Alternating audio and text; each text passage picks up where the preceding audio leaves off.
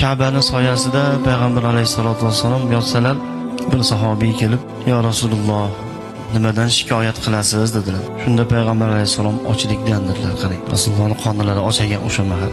Shunda haligi sahobiy yig'lab, "Sizni qoningiz ossa-yu, men shundoq yurarmadim" deb orqalariga sekin qaytib bir xurmozorga borib, ana shu xurmozorning egasi bilan bir bitim qildiki, "Keyin mana shu xurmoyini sug'orib beraman, har bir paqiriga bir donadan xurmo berasan."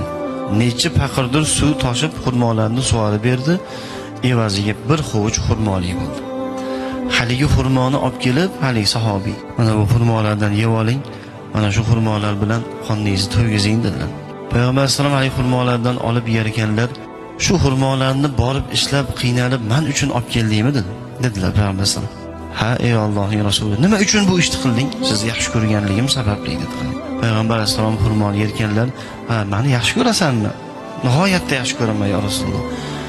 "Agar dedilar payg'ambar sollallohu, meni yaxshi ko'radigan bo'lsang, qiyinchiliklarga, mashaqqatlarga, faqirlikka, musibatlarga tayyor turgin. Chunki meni yaxshi ko'radigan bandalarga Alloh ko'p sinovlarni beradi. Meni yaxshi ko'rgan bandalarga Alloh shunaqangi faqirona, haqirona, oddiy sodda hayotni beradi. Boshiga musibatlar tushadi. Moli bilan sinov beradi, joni bilan sinov beradi, mana shunaqangi qiyinchiliklarni beradi" dedilar azizlar. Shuning uchun bir inson masalan musibatlar to'xtamayapti bir insonning boshiga. Qaysi ishni boshlasa yurmayapti. Qorni och qolyapti kerak bo'lsa. Qishda yupun kiyimda qolib, bu faqat Allohning suyganligidan bo'lar ekan azizlar. O payg'ambar alayhisolamni yaxshi ko'rgan bandalarga kelar ekan bunaqangi azizlar musibat.